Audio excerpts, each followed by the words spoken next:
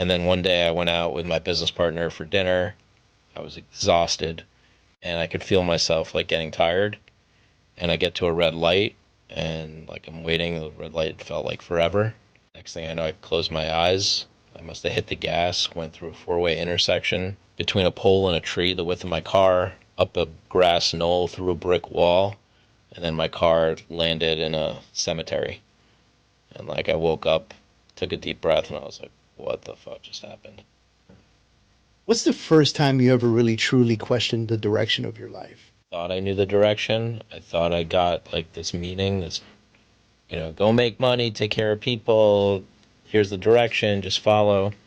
But I kept asking myself, and even asking my parents, am I on the right path? Right. Like that was my famous question. Like my famous unanswerable question was like, I can even remember now, like emailing my dad or like talking to my mom. Hey, do you think I'm on the right path? You think is this good? Like I'm doing good here? Hey, mom, am I doing good? Hey, dad, is this where I should be going? And like weirdly, as I looked back, I never got a concrete answer.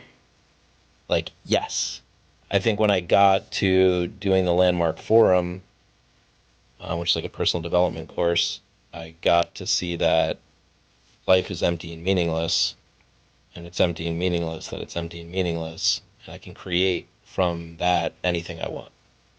And that was like the silence. In the past, I'd been following habits, routines, stories, things that I thought or heard, but I hadn't actually created anything on my own. It's like, how do I want this to go? How do I want my life to go? What kind of impact do I want to have? Who do I want to impact? How do I want to go from here?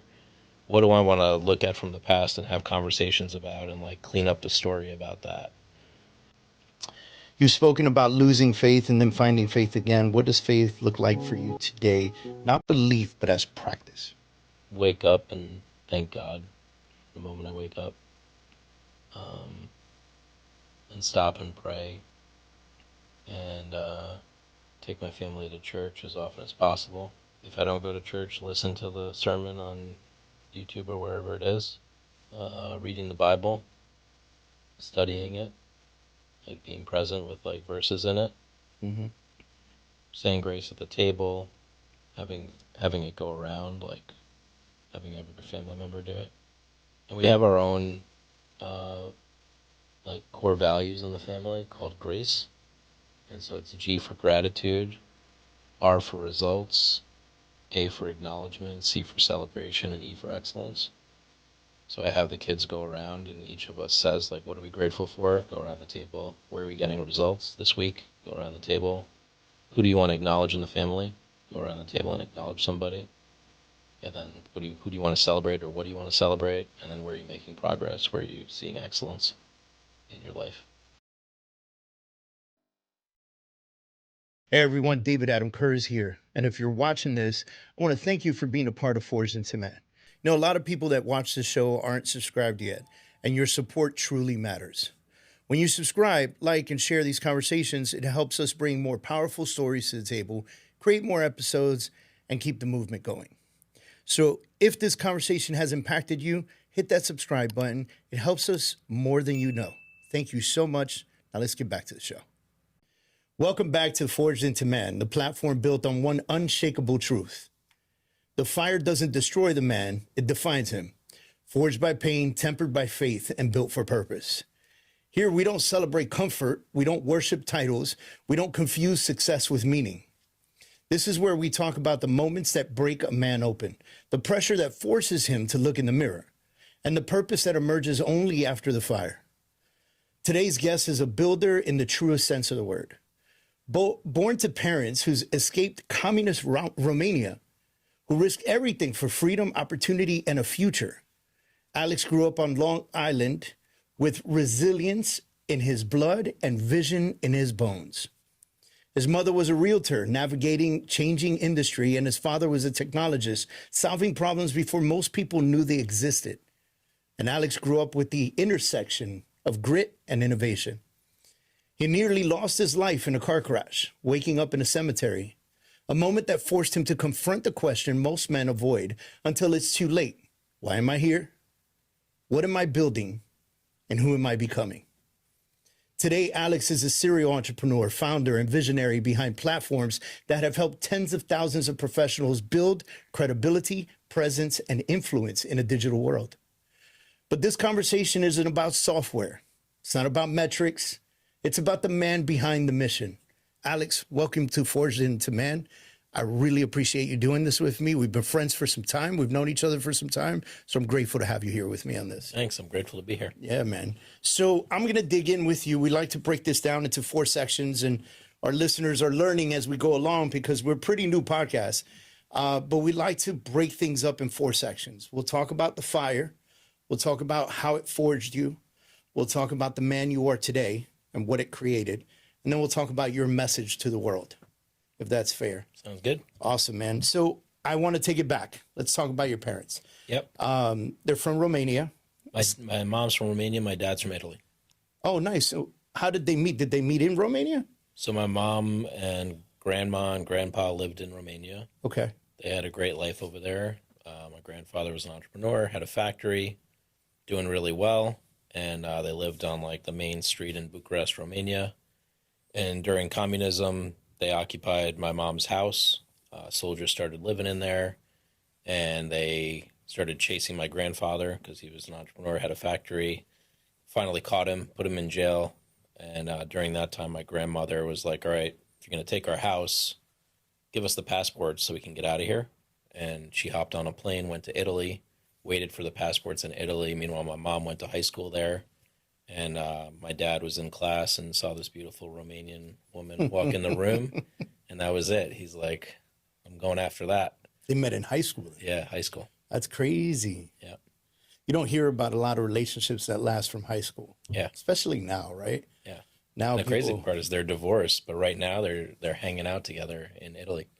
You got to love that. Yeah. So they remain friends. Yeah. They're cool. They're that's awesome, man. Yep. I'm glad to hear that. And they've both been an integral part of your life, I'm assuming. Yeah, definitely. You know, so dad, talk to me about mom's in real estate, dad's a tech guy. Yep. I feel like they just birthed you, and now because that's you. Like, Yeah, I didn't in a realize nutshell. it. Right? I didn't realize it till later. I'm like, shit, that's how this came to be. But tell me a little bit about mom. Tell me a little bit about dad and how they influenced you. Yeah, mom was, super generous, taking care of me and my brother, really loving mom, stay at home, was looking for a career. Once my dad kind of kicked it off in technology, my dad kind of built technology systems and trading systems for Wall Street in New York City. Nice. We lived on Long Island. So my mom was like pushing my dad, go learn computers, go learn technology. And he did, and he crushed it in that area. My mom was staying home watching me and my brother, raising us. But at some point she's like, all right, I got to get another job. Like they got divorced. She was single mom. She got to pay the bills. So she got into real estate. And I watched her. She, her English wasn't perfect. Her technology skills definitely weren't there. Real estate was still pre-tech. Right. So she went out. She started working in brokerages. I watched her really struggle with that, like going to a brokerage and having the broker yell at her, like get on the phones and do some damage. Yeah. And she was the like, old way of doing business. how does this work? Yeah. And but somehow she pulled through, made it happen, learned from a lot of different brokers. A lot of generous people helped her along the way. And then it was like the year 2000. I came home from college, and my mom was like, "Hey, you got to pay the bills, but I don't know technology. Can you help me out? Put the listings into the MLS, do the computer stuff." I did, and I saw that so many realtors needed help, right? And my mom needed help. And then she's like, I have this listing. It's a commercial property. If I close this deal, it's an $80,000 commission check. This would pay the mortgage. We'd be all good for a while. I was like, let's get the listing. Let's see what we can do. Yeah. And I got into email marketing with her and helped her out. And then next thing you know, I'm in digital marketing for the rest of my life, basically. So I think it's great that your mom influenced you into this career and you did something with it. Yep. And we'll dig more into that later on.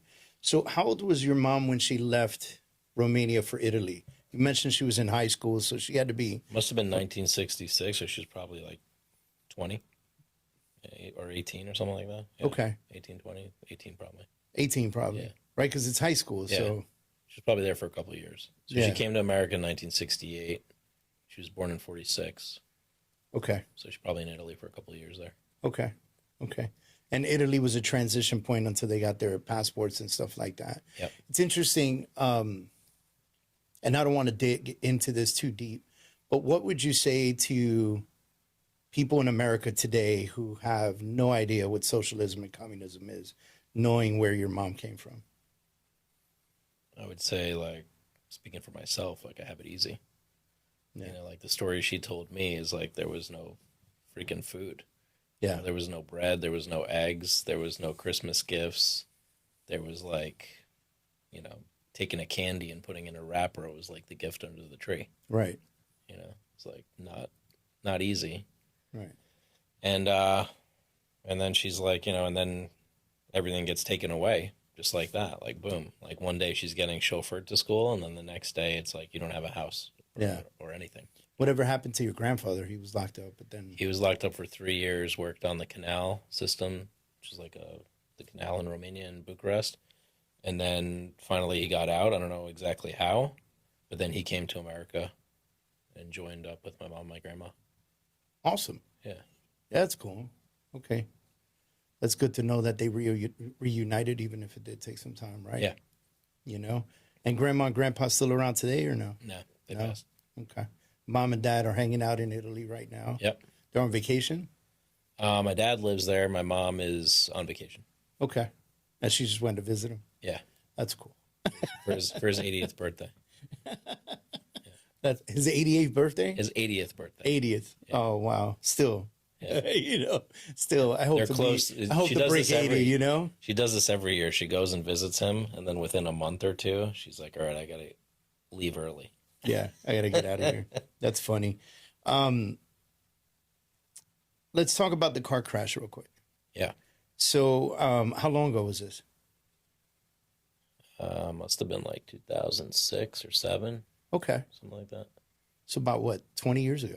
Yeah. 19, 20 years ago. Yeah. Right. And so tell me what happened. So at that point, I was 26 years ago. I was young.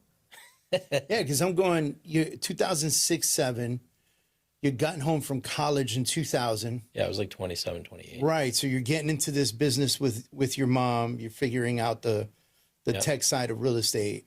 Yeah, we kicked it off really fast. Like, we did it out of my mom's garage. And we built this business for, like, real estate brokerages, started doing websites for them, digital marketing, all of that fun stuff. And then I had a team in Romania. So I was kind of like selling during the day, meeting brokerages and selling websites. And then at night, building the websites with my team in Romania. So I was barely sleeping, but I was making a shit ton of money for a 20-year-old, Right, 20 right. something. My friends were like, dude, you're crushing it. And I remember I got my first purchase. I was like, yeah, I'm gonna get a jacuzzi. You know, put a jacuzzi in the house outside. I was like, this is my jacuzzi. It's my first purchase. And then I was like, all right, now I can get a car. Let me get a BMW. So I got this like dream BMW with like M series, beautiful. Oh. And then one day I went out with my business partner for dinner. I was exhausted, but I was like, hey, let's meet up in Queens, New York, driving home. And I could feel myself like getting tired. And I get to a red light and like I'm waiting. The red light felt like forever. And next thing I know, I closed my eyes. I must have hit the gas, went through a 4-way intersection between a pole and a tree, the width of my car, up a grass knoll, through a brick wall. And then my car landed in a cemetery. And like I woke up, took a deep breath, and I was like, what the fuck just happened? What are the odds of that? Yeah. So it was pretty clear at that point. Crazy part is the day before that, I knew I was stressed out. I knew I was overworked. I knew I wasn't sleeping. I was like, I got a lot of money, but not health. So I asked my mom, like, do you know anybody in yoga, meditation? I need somebody. So this woman shows up, Michelina, I remember, and she's like, hey, I can teach you yoga, meditation, all this, but you got to change your lifestyle. Like, you're very extreme. You're working too much. You need to find balance. And I was kind of like, get out of my house. Like, I'm good. Like, I'm making a shit ton of money. My friends are jealous. Like, I'm good. Yeah. But I knew that deep down it was messed up. And the very next day, total my car. You're forced into it. So obviously I call her. I'm like, yo, can you come back? I need some help. So that was my big aha moment. My big awakening is like, you can't just fucking work your ass off. You got to find balance. Total the car? Yeah, total car. How about you? I was fine, luckily. Wow. Yeah. That's good. Yeah. So you total the car, you get into the accident. Now you call this lady back. You're like, Yeah. okay, I'm being forced into changing my lifestyle right now. Yeah, I need some help. You know, it takes a lot for a man to say, I need help. Yeah. I think. Yeah. You know, how uncomfortable was that for you? Not as comfortable as waking up the next morning and realizing like what the hell just happened. So like that was the hard part, was like, wow, I just completely total and I could have died. Like a couple inches to the left, couple inches to the right. Like the fact that I landed in a cemetery is like, doesn't get more ironic than that. Yeah. But then asking for help wasn't hard. I think what was hard was like really opening up to somebody about what was going on for me. Right? Like she was able to like open me up and like ask me the questions and have me read the books. She was like my first guru, guide, mentor, coach, you know? And I remember even people being like, who the fuck is this? Yeah. What do I do? What are you doing? And I'm like, I'm just doing my thing over here. And yeah, just opening up about all the things I was dealing with, like all the stress that I was dealing with. What kind of, I want to talk about what kind of stress you were dealing with. Yeah. Because I think that part of the message is really important, because it's very easy to say, oh my gosh, I was so stressed out and fell asleep at the wheel and had a car crash. But what were the details of it? Like what exactly was your stress level, besides the fact that you were getting very little sleep? Stress level was like almost not something I would acknowledge or like notice, because I was so on the run and I was like so like quote unquote successful or like money driven. I was like, oh, the money's coming in, I'm doing great, I got the BMW. But meanwhile, like I was like 240 pounds, like overweight, high blood pressure. So it was like that subtle stress. Yeah. Like if that same kind of stress hit me at my age now, it would like debilitate me. Right. Right. But like because I was young, I could handle it a little bit better. It was like a quiet stress, but it was like, shit, it's there. And it just wasn't fulfilling. It was just like running, right? You feel like at the time you were just chasing money right now? I was chasing money. I was trying to take care of my family. I was like, you know, I think at that time I was helping my mom pay the mortgage payments. I was like trying to keep the house. Like I didn't want my parents to lose the house. I don't know, there's a lot going on. Yeah. So there was like family stress, money stress. Parents were worried about a lot of stuff. I was trying to like maintain and be the guy, stay focused, be the man, you know, You ever end up in any bad habits because of it? Oh yeah. Yeah. Everything. Really? I mean, whatever. Yeah.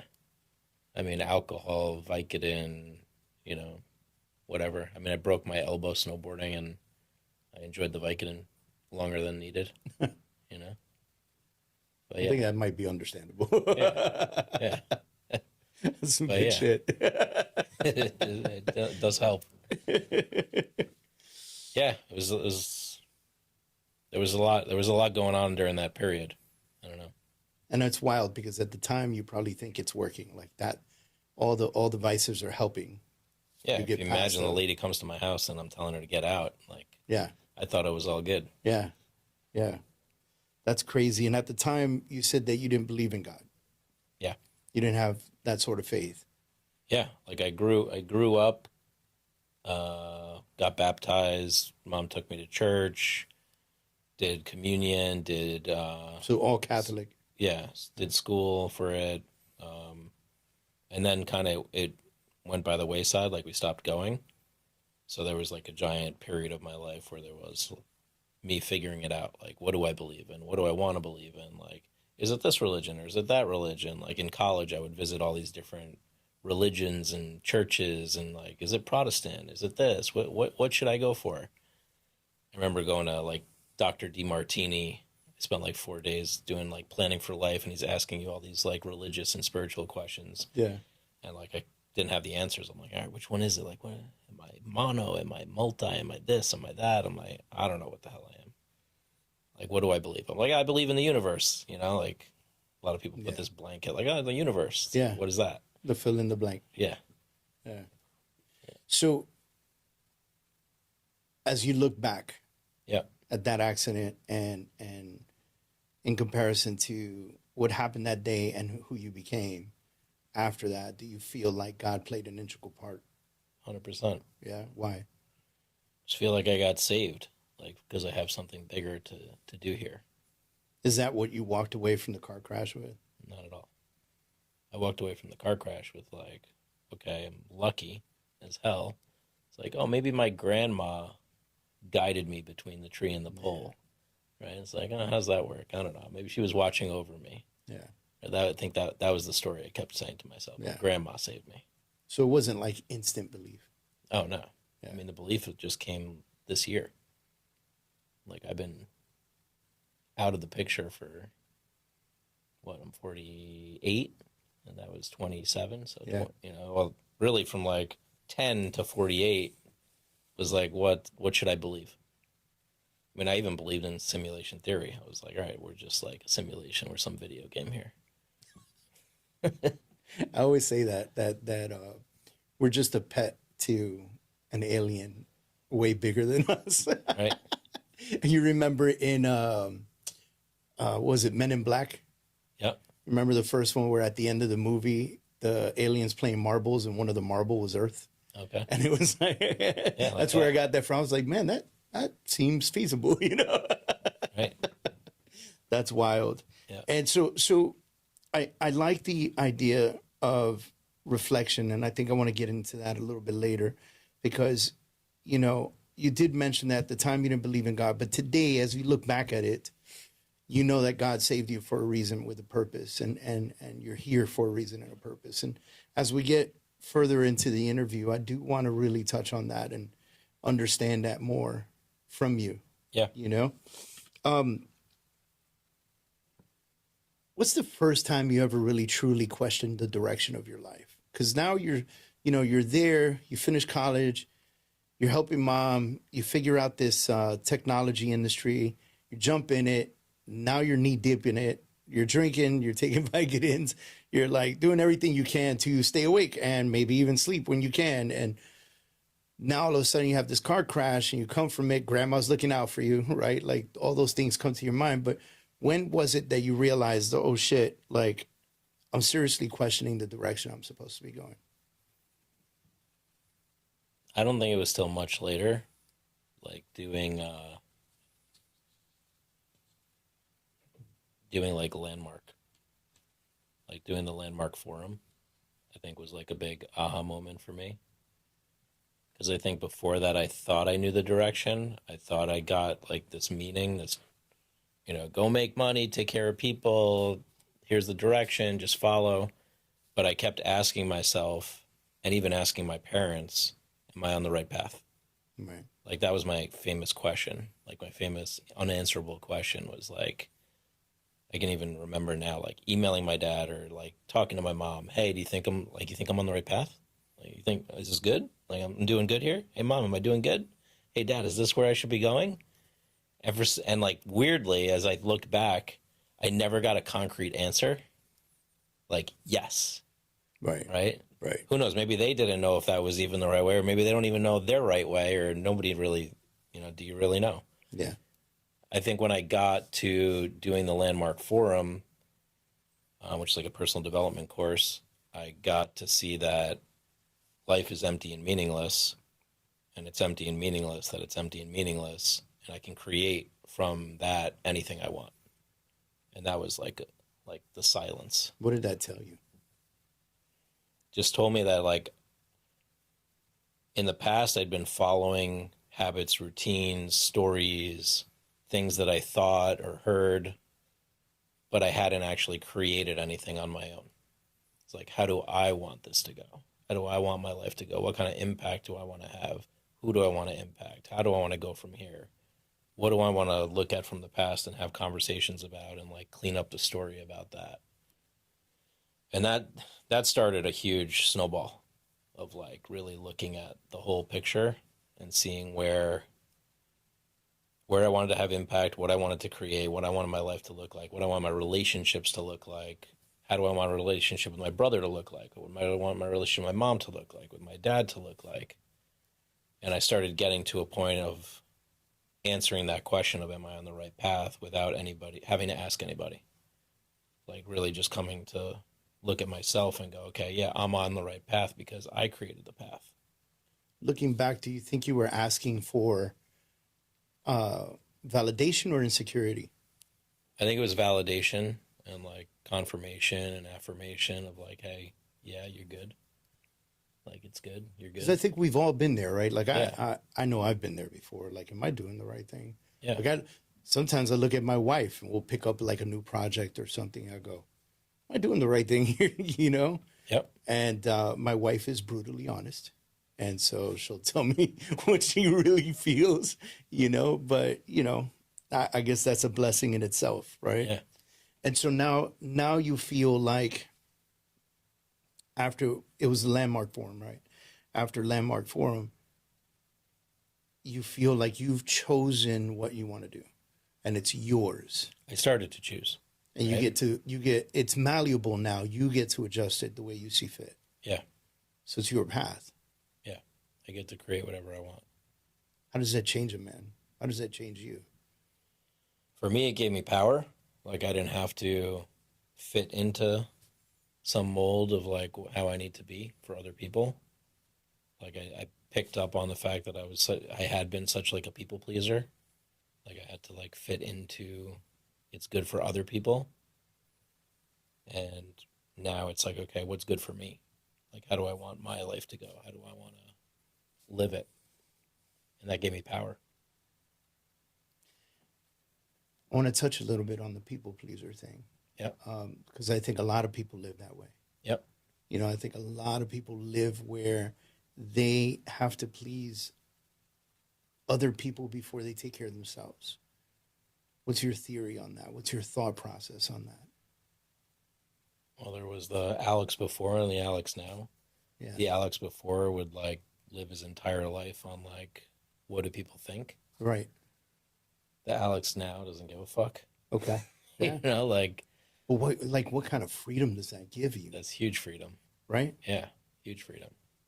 And I notice still when I operate, like, I notice when I'm operating from the past and I'm like, oh, you're trying to like make sure you're looking good right now.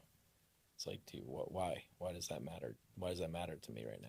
It's funny. I was listening to Tony Robbins. Yep.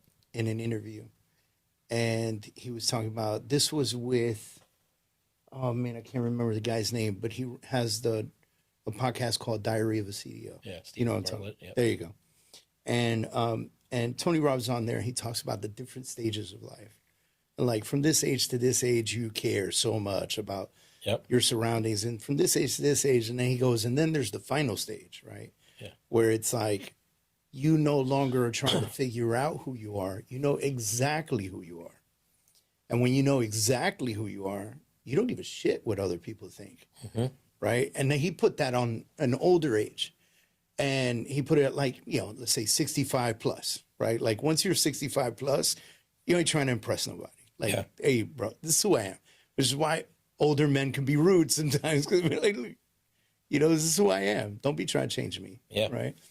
And the reason I bring that up is because it's rare to have someone prior to that stage of life realize what you just said. Yeah. That's a rarity, you know, because normally people your age, my age, right? How old are you now? 48. Okay. So we're very close in age. People our age are not there yet unless you have been through a lot of shit in your life, have had a ton of experience, whether it was wanted or unwanted, you know, and you just one day sat back and had the realization, whether it was through Landmark or through, you know, self-preservation and prayer, you know, to make that decision that, you know, I don't really give a shit what other people think about me. I'm going to do what I'm put on this planet to do. Yeah. which I want to talk more about later. Yeah. And let's talk about your entrepreneurial journey. It wasn't clean. There was a part where you said you sold the house at a loss, business pivots, loss of faith even deeper. Like, which one of the failures that you've had in your life, or hiccups, because I hate calling them failures, which one of the hiccups in your life hurt the most, and why? Which one of the hiccups hurt the most and why?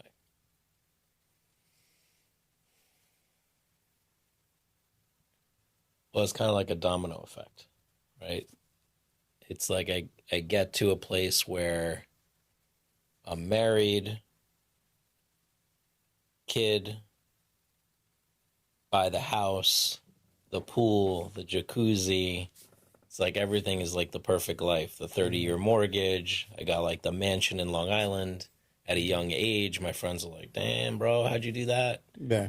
And I'm sitting on my back deck and I go, this is it. It's like, this is the whole thing right here. I was like, I'm going to spend 30 years right here on this deck. Like, it's nice. I like it. I like the jacuzzi. I like the roses garden. I like the pool. But I don't know, something hit when I got there where it was like I finished the renovations, everything, the house looked great.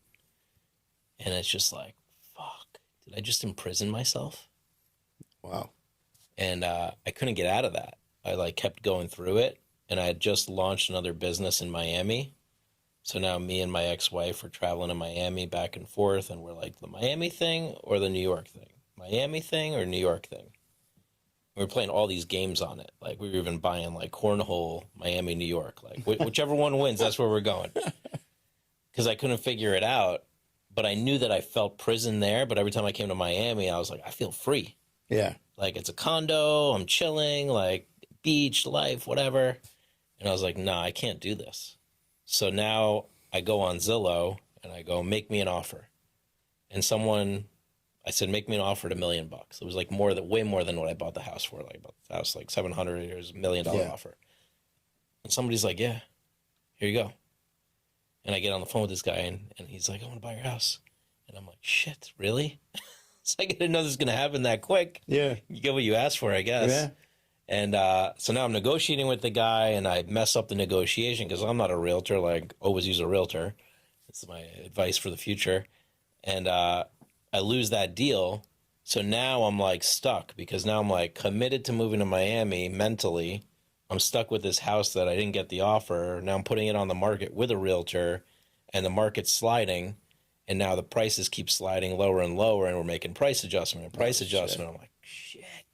It's like now this whole nest egg that I had built, this whole life I had built, all the money I put into the house, the beautiful everything, the billiard table, I can even imagine it right now, like the wallpaper on the wall, and like everything was set. And now I'm like destroying the whole fucking thing. And the investment in imagination that you put into what you could so much do energy, bro. when you sold that house and took that money away. So many things. And so now I'm like watching it dwindle away. Yeah. And I'm watching my nest egg dwindle away. Yeah. And I'm like moving to Miami, and the bills are building because now I'm covering 2 locations at the same time while the market's fucking crashing. So it's just like, that took me a long time to get over. Like that big loss in money when I'd worked so hard to build it. So that was the beginning, but that like ended up also affecting my relationship with my ex-wife. It's like, oh, now we have financial troubles. Oh, great. How do you add that to the soup? Add that right? to it, yeah.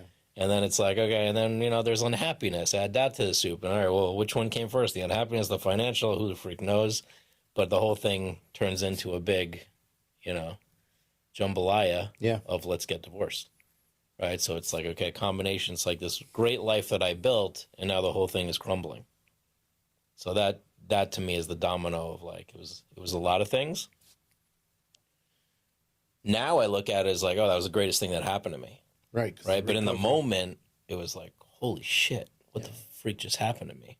So recovery is so much better, right? Oh yeah. But like when you're The bounce back, you know, it's like Yeah. they say, like you go way down, then you bounce way higher. Yeah. But when you're way down, that ain't fun. Yeah, it is not. When Nobody you're talks in the about shit, that when you're in the shit, yeah, you like know? you're the entrepreneur trying to ride high on the horse for your family, and meanwhile you just want to like go cry in a fucking closet. Yeah. Man, I'm with you because I lost a house in the market crash too. It was a condo in Miami Beach. Yep. I mean, I could see the ocean and shit, you know?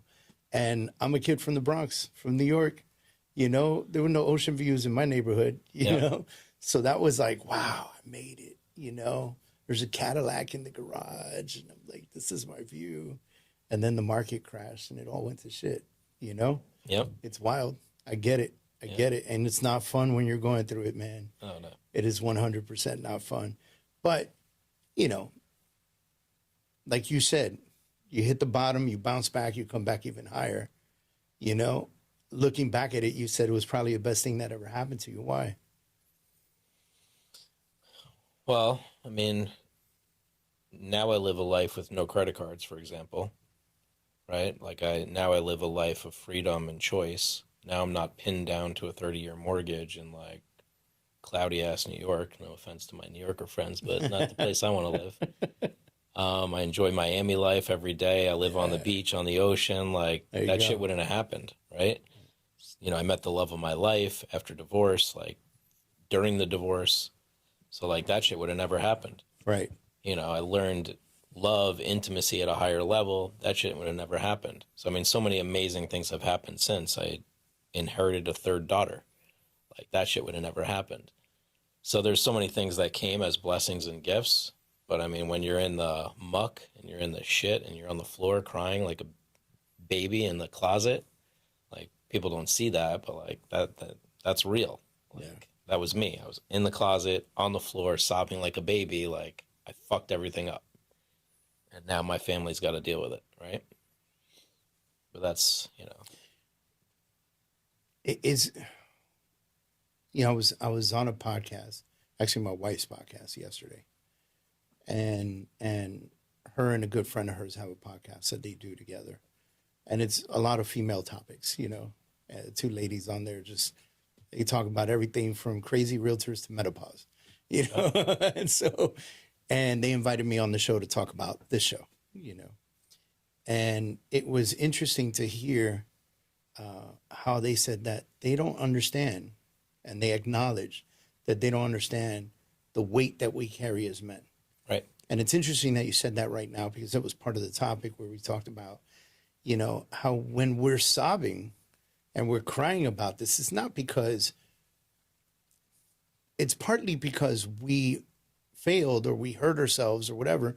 It's mostly because it hurts the people around us. Yeah. Because we carry the weight of that responsibility. Yep. You know, what do you think about that? Yeah.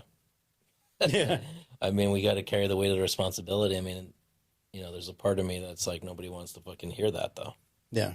You know, it's like, Yeah. yeah, so that's your responsibility. Right. Like, just keep carrying it. Right. You know, it's like I always imagine this knight on a white horse, and it's like that knight on the white horse has to stay white, has to stay clean, and has to keep riding that white horse. Yeah. You know, if I get off the horse or I jump in the mud, it's like, no, hold on. That's not what I signed up for. Anymore. Yeah. Yeah.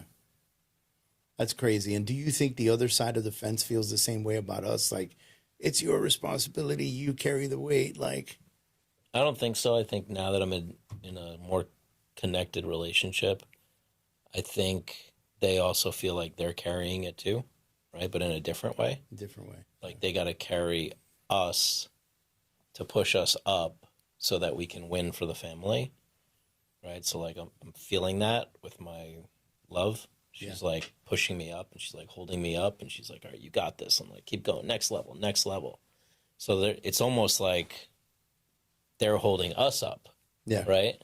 On that white horse. Well, like it doesn't feel like that sometimes, but like now I can start to see it, right? And when I look at powerful couples, I can see that like the woman was behind the man. Yeah. And she was like keeping him in place when he wanted to quit or wanted to break down. There she was supporting him and loving him. Right? 100%. 100%. You've built companies that have helped others be seen and trusted online. Yep. Early on, as a early on CEO of your own businesses, what are some of the biggest mistakes that you made as a founder? Well, it's a lot of them. That's Biggest good to mistakes hear, as a right? That's good founder. to hear because there's somebody going to be listening to Oh this. It's yeah. like I'm on my 17,000th like mistake, like so it's good to hear that. No, yeah, and this, on the way here, my buddy called me and he's like, "I want to start a company," and I was like, "All right, that's great. Let's hold on though for a second. Do you need to start the company right now, or can you run it on your own for a little while and then build up all the costs of the business?" Yeah, So I think sometimes it's like biggest mistakes are like jumping in too soon or jumping in too quick or not having a plan. I think a lot of the times I think I have a great idea and I execute on it, but just thinking and having a great idea and executing on it is not actually an execution plan. That's just an instinct, right? An execution plan, now I realize, is like sitting and thinking about it and then asking myself the question again, is this the right business for the time? Who are my customers? Like really going through it, multiple iterations until I come out with the concrete plan and then run it the other way and start poking holes in it and seeing if it's still the right thing to do. right. Like that is creating an actual plan. I think the biggest mistake is for years, I didn't create a business plan. You I just launched idea multiple launch. businesses and I just launched them. Right. And I was like, yeah. And they were going great, but there was no plan. There was no vision. There was no mission. Like all the things that are in a standard SBA business plan document. Yeah, It wasn't until 7 years ago that I literally opened that document that the SBA says you should use, and I created a business plan. And that business plan convinced me not to be in the business that I was in, and actually launched my new business that I'm in now that became super successful. So if it had not been for me using an actual business plan, I wouldn't have raised money, had the impact I had the mission, had the vision, had alignment with my business partner. We've had other successful businesses, but none as successful as this one because there was no actual plan. what's different between what you were doing before and what you're doing now? Because they both fit in the digital marketing world, Well, one was winging it, right? right? Yeah. And I mean, what we were doing before was websites for realtors, Okay. but I was winging the whole business. I was just like, hey, sales, great, money, revenue.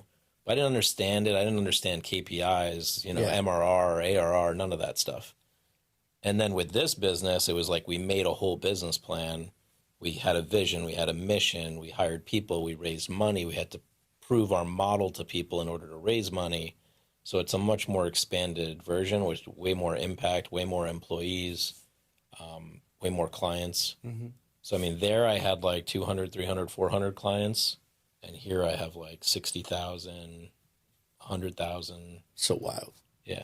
And you attribute it to actually having a plan. Yeah. Because if you didn't have one, you probably have another 600 clients in this new business. Yeah, I probably Or you wouldn't have recognized it. I wouldn't have taken off. It wouldn't have lifted off. Because every business I had up until then always hit a barrier of 1 million. Right. Like 1 million in revenue, and that's where we stopped. And we couldn't get it past that. Because we actually didn't have a plan to go past that. A lot of people. Oh, great. We got here. Oh, shit, that's not enough. I feel like the more people I talk to, the more that's a problem. Yeah. And I like that you put it that way. Because I think I assumed in some of those conversations that they had a plan and it just wasn't working out for them. Yeah. Right. I would say we're now conversing that they I would say 90% of business don't owners have a out there plan. have not gone through the official business plan document. Hey, let me speak to you man to man for a second. I wrote a short book called Forged into Man. It's not a long read. As a matter of fact, you probably finish it in under an hour. But don't confuse short with light. This book lays out the 10 rules, not suggestions, that define how a man shows up when life gets heavy. It's about ownership, discipline, truth, strength, faith, and carrying responsibility without breaking. I didn't write this to motivate you. I'm not a motivator. I wrote this to give you a code.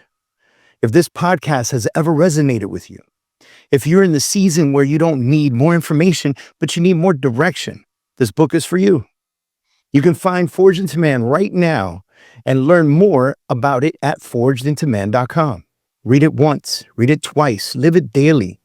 Because when the fire comes again, you should be not asking why, but you should already know exactly who you are. Let's get back to the podcast, guys. All right. Helping your mother adapt to a changing real estate market helped spark what became Real Grader and Instacart, right? When did you realize that you weren't just building tools, you were building leverage for others? I mean, that right from the beginning, the year 2000, it was easy. You know, if you were in digital marketing, you could throw a dart and get results for people. Yeah. So we were doing SEO, we were doing Google pay-per-click and crushing it. Like realtors were getting crazy leads, making a lot of money with us. Yeah. I think now it's different. So now it's a tougher game. Like you can't just get somebody up on the top of Google just like that. It's not the So same. you got to get more creative. So now I'm playing, for me, a more fun and more challenging game. Like that was easy for me. Like we could build a website overnight that would show up on page 1 of Google. Now, if I want to get someone on the top of Google and get them leads, it's a complex puzzle. Yeah. Right. So I mean, we've been helping people since the year 2000, but now I'm helping so many people and helping a lot of brands. And the crazy part is with all the help that we're doing, I still feel like we're not being heard. Like there's huge brands out there that if they would just listen to what we have to say, they would literally win the game. Like there's real estate portals that could win the game, but there's a lot of things that can happen with digital marketing, you know. You can put yourself out there in a different way. Why do you think they're not hearing you? I think they're just too big to listen. You know, I mean, the ego is so big in the real estate game that it's just like you almost can't speak through the ego. Why do you think that is? I'm interested to have this conversation because I agree with you. I think that, you know, if a ship could carry the weight of 1,000 people, it would only fit 200 realtors because of the weight of their egos. Right. You know, so, you know, I agree with you. And I'm a real estate agent. And I've been there. I had that ego. Yeah. You know? Why do you think it is? And I'm going to correct or adjust. I don't even think it's just the realtors, because it's like it's also the portals and it's the corporations and all of that. It's just like they've been doing The business. industry itself. Yeah, they've been doing business the same way for so long that they think that's just like it. That's just it. Yeah. But meanwhile, if you look at the industry, how crazy it's getting disrupted. Like it's getting disrupted all over the place. Yeah. Right?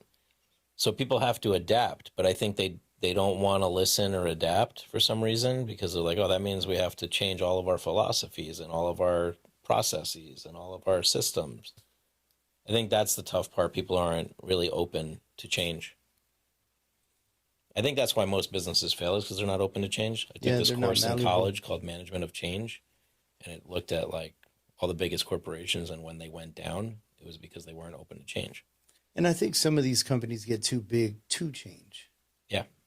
Like the change would, the effect of change would negatively impact the company as well. Because I look at some of the larger real estate companies and the way they've built themselves, and now they're just too big to make adjustments to the competition that's coming out now and dominating.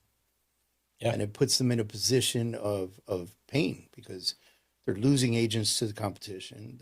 The agents who are moving to the competition are moving because of this new innovative stuff that's coming up, whether it's a commission split or technology or marketing packages or whatever exists. Yeah. You know, people are leaving for that, and the other companies can't adapt to it because either A, they're too big to make the adjustment.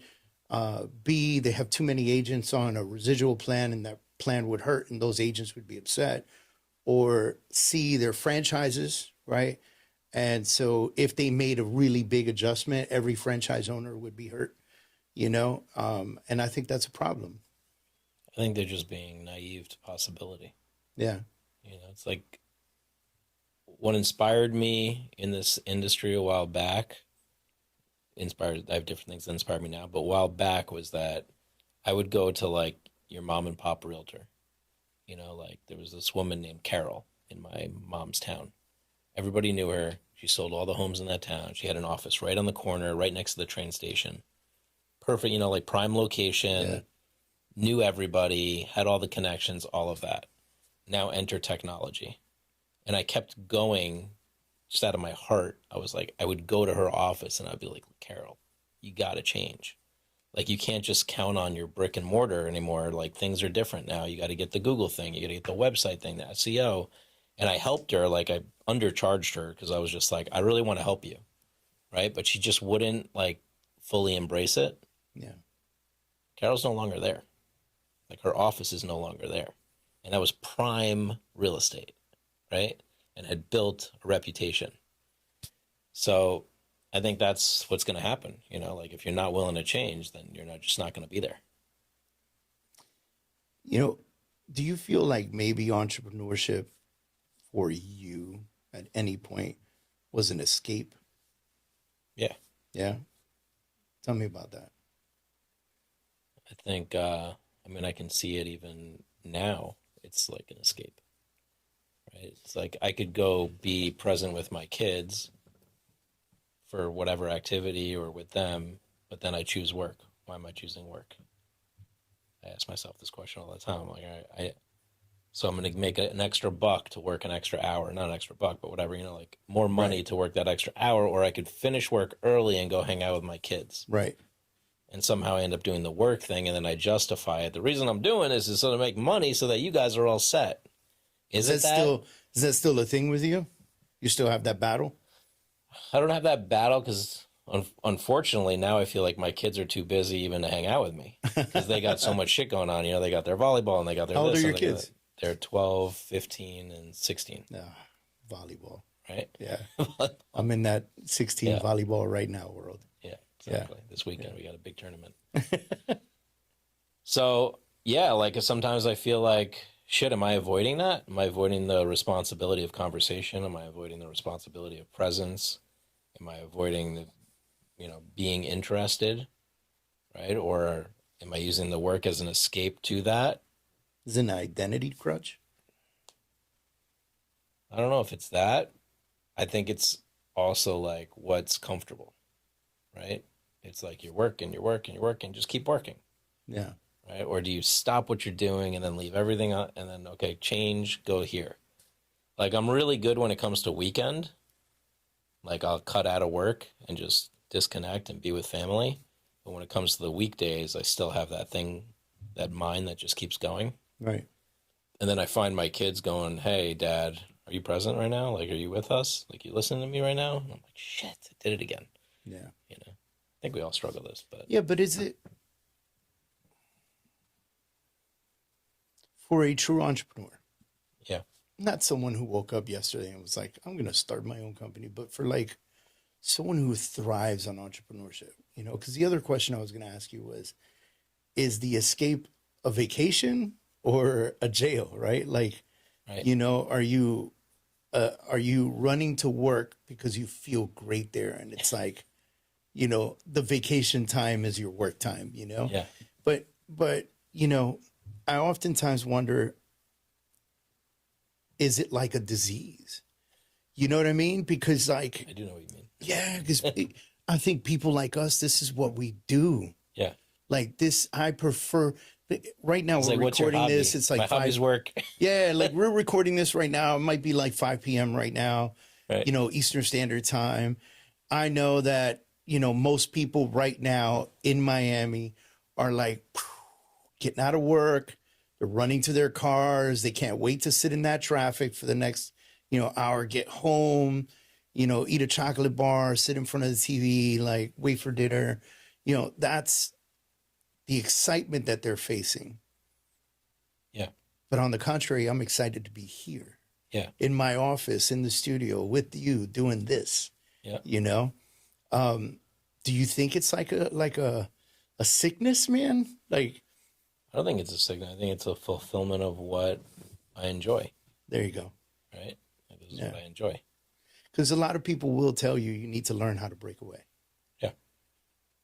Right. But then you have savants like Elon Musk that doesn't know how to break away. Right. Right. But then, you know, before you and I die, there will be someone on the Mars, right? Like because of There's him, a just to bring to divide it for you a little bit. For me, there's like one is the mind occupied out of survival.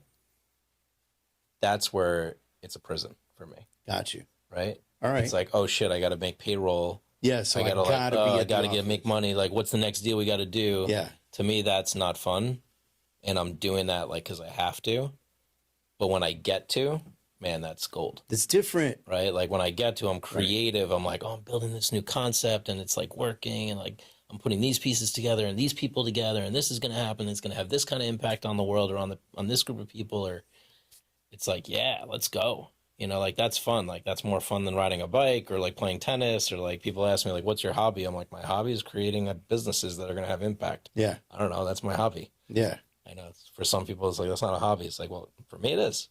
It's like more strategic. My mind's being used. I'm so glad like, we're having this conversation, man. Because now I don't feel like such an asshole, you know, because like people are like, what are your hobbies? And I'm like, I don't have hobbies. Like, you know, I love going to the office. I love creating. I love podcasting.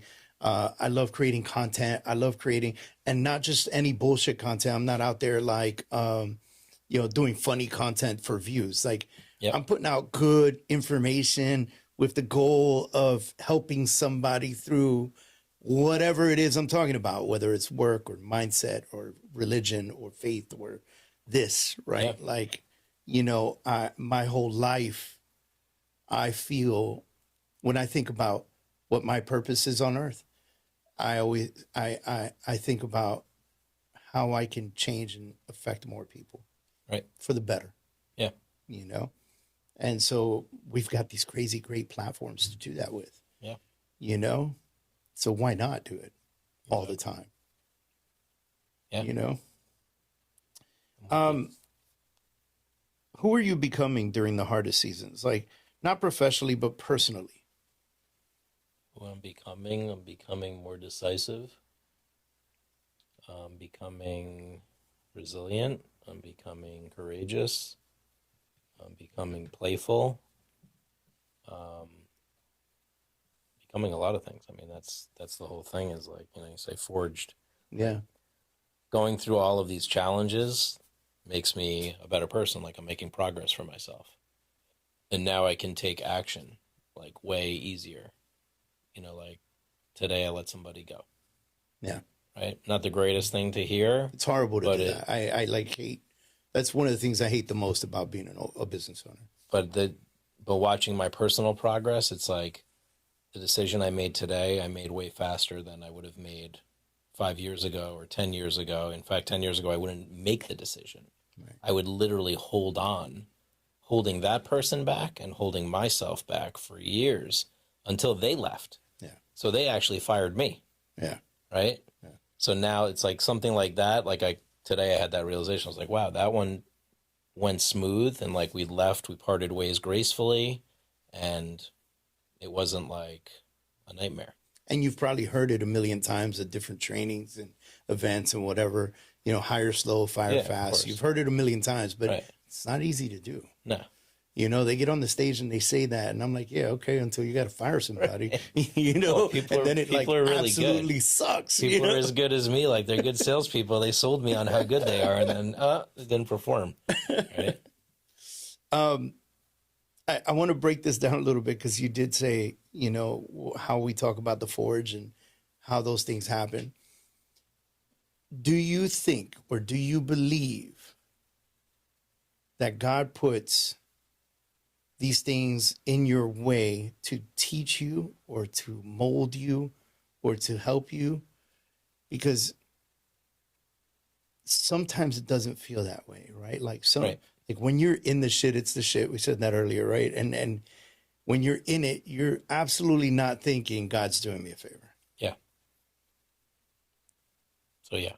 Yeah. The answer is yes. Yeah. But you haven't always felt that way. This is a new thing for you. Yeah, it's a new thing for me for sure. What converted you? Like, what was the powerhouse? What changed your mentality on faith?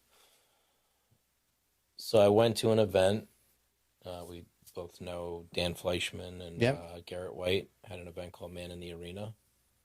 and I was sitting in the front talking to other men about what we go through as men and sharing some stories and sharing how, like, sometimes I didn't feel loved when I was younger, or like I needed that love from my mom or my dad or my brother or my kids. It's like when I don't get that, or from my fiance, and when I don't get that, I start looking for it somewhere, Yeah.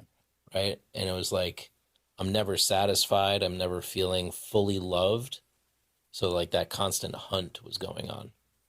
And this guy just turns to me and he goes, "But God's loved you the whole time." And it just brought me back, like in that moment, to like, yeah, that's what I used to believe when I was a kid, like unconditional love from God. And like I don't know what happened, but it was like something went through me, and it was like, all right, receive this unconditional love, and then this huge weight got lifted. Like if I'm not searching for it everywhere because I'm just receiving it unconditionally all the time, wow, now I feel light. Now I don't need it. Now I don't need to go look for it. Right? It's just there all the time. And it just clicked. And then Juan, who's like another personal development coach guy, Juan, I forget his last name. He does this meditation, and my dad, I don't know if he's atheist or doesn't believe in God, but like that was part of why we didn't go to church so much. I think I can't remember exactly, but he did a visualization where it was me and my dad and Jesus, and like a forgiveness meditation for my dad for not believing. And I just started sobbing for like 20 minutes in the middle of this thing. And it was like between that and the unconditional love from God, I was just like, yes, I'm just going to receive. Like I've not been receiving. I've been not connecting. So then I'm looking for it all over the place. Where is it? Where's the love? Where can I get the love? It's like, no, it's been there the whole time. And that was it. That was like aha moment. Man, I love that story, by the way. And welcome back. Yeah. Thanks. um, I could see how, and I have so many questions, but why did you feel unloved as a child? Like, why did you feel like you weren't receiving enough love? And it's not that I didn't receive the love. It's that if there was an argument, it was like I had to get that last word of like, I love you from my mom. Mm-hmm. Right? Like I remember like if she was upset, I was always going to her bed at night and like being like, it's all good. Like even if I had to admit to something that maybe I didn't want to admit to, Mm-hmm. I had to make it right Right. so they could be like, I love you, good night. So you were always Which is searching. crazy because my daughter has to say at night, I love you, good night. It's like this weird thing going on. The apple doesn't fall far from the tree. Exactly. Right. So it's like I felt like I had to get that. Yeah. Right. And then like in relationships, it was always like, all right, if I'm not getting it here, go get it somewhere else. Yeah. So it's like, I don't know. It wasn't that I wasn't getting the love. It was that if I felt like in that moment it wasn't happening, like it wasn't connecting, then I had to like go search for it, get it somewhere else. Do you think that's a part of why you kind of didn't have faith? Like you felt like that wasn't there for you, or you felt like you had to chase it? Like, was that a part of it? No, I think I just got lost in the definition of what I should believe in, Okay. because I remember like in college going to all these different churches and asking all my friends, like, what do you believe in? And like, why do you believe in that? I was like, I need some justification here. Like, Yeah. Was I set up with the right religion here, or should it be a different religion? Right. Is it just because my parents, and that's why I'm here? So now Which I is get the to choose normal it, thing, right? But now, Yeah. We don't realize that we can choose. Yeah, exactly. Yeah. That's wild. So now you get to choose it, and you're in a better place. Yeah. So you're at this moment where someone expresses to you that God's been loving you the whole time. And there's another piece to this is that I started reading this book that my friend Ben recommended called no, forget it, the Science of Getting Rich, which isn't really about getting rich, but there's a whole chapter on thought and how, everything comes from a thought, and how even all of this came from a thought, And then there's a chapter on abundance and gratitude and having gratitude for like everything we've been given in this life. And then there's a chapter on impression of increase, having an impact on people. And I read those 3 chapters straight every day for 90 days with a group of people. And throughout that process, I just got closer and closer to God, where I was just like, so I got to a point where I would wake up and have such gratitude for everything I have, and then go to bed and think of all the things I received today. And I was like, such gratitude that I was just in this place of like abundance and gratitude. And I'm like, thank you, you know? Yeah. Thank you, God, for everything that I've received. Yeah. And that just got me really connected. And so this was what, a year ago? Less than This a year was ago? May. And May. What are we, January? January. So almost a year. Yeah. Or not like, even. what, 6 months. 10 months in? 6 months. Or 6 months? 6 months. Yeah. Holy Feels like an eternity, though. Feels like a long time, right? Yeah. What do you think has Because changed? it's richer now. Like, life is richer now. Yeah, see, that's what I was going to ask you. Yeah. What has changed since Life is you had that richer. awakening? My gratitude is way bigger. I think my faith in everything happening for a reason is there. So it's like now I'm not looking at everything as like a victimhood or like a circumstance. It's just like, okay, it's all part of it. Yeah. Right. And I'm loved the whole time. So it's like, it's all going to work out. And the more I surrender to that, the more magical life is becoming, and just more present, more in tune. When you accepted faith and you had your awakening, how quickly were you able to get rid of victimhood, like victim mode, if you will, right? Because every time something bad happens, you're the victim. Yeah. Right. Until you realize that things happen for a reason, right? And God's trying to force you in the right direction. I think a lot of that shifted in the first couple months, but it was probably December where it was like a big shift. Okay. Like really stepping into it and giving up that old me. Why? A lot of coaching, and like I wrote down all the things that I wanted to give up from my past way of being. So I wrote like 6 pages of like, these are all the things that I no longer want to entertain, right? And I'm going to replace all of this with this new way of believing in faith and empowerment and all of that. And I don't know, just like I turned a switch almost mentally. Could you give us a synopsis of what that looks like, the new you, the new Alex? The new me is wealthy, not in the sense of money, but in the sense of like I'm wealthy from the moment I wake up. Like I'm abundant, like I'm sleeping in a bed. I have a beautiful fiance. I have 3 beautiful children. I have a mom and dad alive and well. I got a brother. I got all these things, right?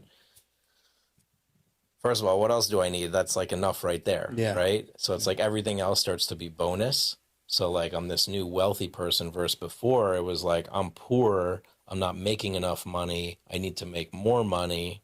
Like if I look around, look at all these people making money and shit, I'm not there yet. Like there was like, I'm not there yet. And when am I going to get there? Versus like, I'm there right now. Right. Just waking up is like enough. Yeah. Right.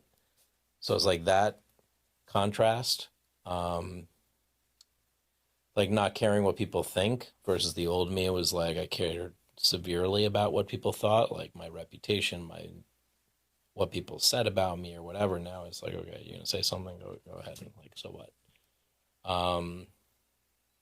Over here is like being present and like listening and like being really connected to people and humanity.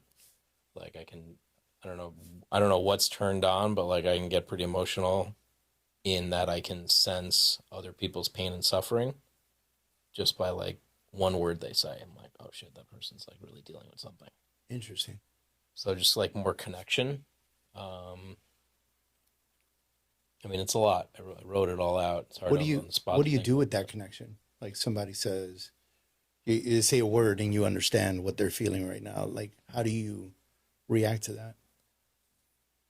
I mean, you come in contact. It inspires me more on my vision, right? It's like, wow, there's so many people suffering, and like, yeah, I was that person, and I'm suffering still in some ways, but not the way that I used to, right? And it's like you can look uber successful, but on the inside, shit can be really messed up. So it's just, wow, there's a lot of impact to have on the world, and how can I help? Right. So like my vision, and now I have like a huge board that I printed out, like, similar to you, I got this big vision. My big vision is I want to create the world's most famous library, and that's Visioneer Library. And it's like bringing libraries back, right? Like I love learning, I love personal development, I love books, I love history, I love all of that. I love culture. Not everybody can go to every country, but there used to be this library called the Library of Alexandria that was one of the first libraries in Egypt, and that got burned down, and a lot of the books got burned down. It's like, if I can create the world's most famous library and make it fun for my kids and other kids and families to go to this library and seek wisdom, seek knowledge, seek ways to get out of suffering, it's like, man, that would be freaking awesome, right? This is your big vision. Yeah. Why? Like, let's be honest. Yeah. Who wakes up in the morning and goes, you know what? I'm going to bring libraries back. I know. So this was my... Screw Google. We're bringing it back. We're bringing paper back, baby. Right. Yeah. This was my message from God.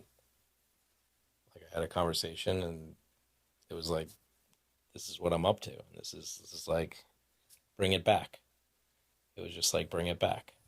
Like, there used to be a place where all of this literature came together, and it's no longer there. And it had me go on this like crazy historical journey back to the Library of Alexandria and like learn all about it. Now I'm on a mission. Like, I want to go see the Library of Alexandria. I watched a documentary about Cleopatra, and it just went and went and went. And then I just kept iterating on it and like writing on it. Like, what would it look like? And there would be a room where kids could like go through this portal, and the next thing you know, they could like explore in VR and AR and augmented reality, like using the modern technology, but go back in time to feel what it was like back then, right? And get in touch with that. And I mean, really, why? Like, why is because I watch my kids so connected on social. Right. And we joke about it, like, the phone face, and like putting the tape on the phone to their face, because that's literally what's going on. And so I don't see them reading books. I hand them the holy grail of books, not the Bible, let's say, but like a book where I'm like, kids, you got to read this. This is like the best book ever. And it's like this, it's like tiny. Yeah. Like, you'll finish this in an hour, right? And here's your dad telling you, here's this amazing book. And they're like, yeah, Dad, but like, hold on, let me finish this video I'm watching right now. Yeah. I'm like, shit. Yeah. Like, where have we gone? Man. Yeah, and I used to love libraries. So I volunteered at a library in my town. And I used to go there and get lost in there, and I just loved it. And I started thinking, I'm like, shit, people don't do that anymore. Like, if you go to the library in Miami right now, it's probably like empty. Like, there's like a couple people walking around. like Wi-Fi blocks, like no Wi-Fi in the library. Right. Yeah. Hardwire the computer. But at the same time, I'd have like a YouTube corner too, so that they'd be like, oh yeah, it's cool, it's YouTube, right? Yeah. But it'd be good content, not crap. Not the crap content. Yeah. That's wild. I agree with you. I think it'd be great to have a centralized location where kids could learn together. Even adults. We talk about the kids and the experience of the kids, but they're adults in school, and they're depending on going to school to learn, and then they come home to work to study, but at home they're distracted because they're adults and they have kids and they have a spouse and whatever the case is. Or maybe how great would it be to go to a really amazing library to study and to pull books and to learn more information and to see things physically. Yeah. And it's funny because you talk about the phone face. I tell my kids that when they get married, they're going to have to kiss their husband sideways like this, because they're going to have this big neck in the back, knot in the back of their necks, because they're always looking down at a phone or a laptop. It's like you almost can't have conversations with them. Do you have rules in your house about that? We put the phones away to charge at 10 o'clock, so at least they're not on it while they go to bed. I want more rules around it. We do like blocks on the weekend, like a full day where there's just no phones, leave them at home, or like we're putting them in the car in the going out and about, stuff like that. But I wish we would do more, but that's the extent right now. Yeah. We do something similar, not every weekend, but my kids are 100% different on phone and without. And me too. Like I'm different on phone and without. Yeah. We will bowl way better without phones. Without phones. Yeah. Like our scores. They're more interactive. Yeah. They're more alive. They're more alert. Yep. You know, we've done it before where we've gone to the beach and we leave the phones in the car. Yep. You know, and we're like, no, bro, I'm not going to sit next to you. I didn't drive all the way over here to sit next to you in the sand and you be like in your phone the whole time. Right. With the ocean in front of you. You know, it's wild to me. You define manhood as integrity, influence, purpose, passion, drive, legacy, responsibility, and leadership. Which one of those comes last for you and why? Last? Last. Repeat them again? Integrity, influence, purpose, passion, drive, legacy, responsibility, and leadership. These are your notes, man. I'd say influence. Influence? Probably. Because influence would be like far reaching, but like I can just be a man with my woman. Right. And that's it. Right. I can be a man for my kids. And right. That's it. Influence would be like, oh, now I want to have like external impact, right? Right. So that'd be the least important to you. Yeah. Okay. I got to think about that one a little longer. Yeah. Yeah. And it's hard to put one of these last, right? Yeah. Because all of these feel like number one. You know? You've spoken about losing faith and then finding faith again. What does faith look like for you today? Not belief, but as practice. So we spoke about the belief, but like, what's your practice now that you've come back to faith? Like, wake up and thank God the moment I wake up. And stop and pray. And take my family to church as often as possible. Awesome. If I don't go to church, listen to the sermon on YouTube or wherever it is.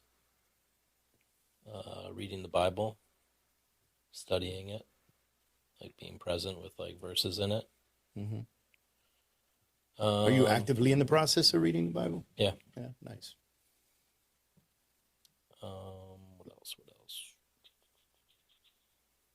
Saying grace at the table, having it go around, like having every family member do it. Nice, that's cool. Yeah. Implementation into the family.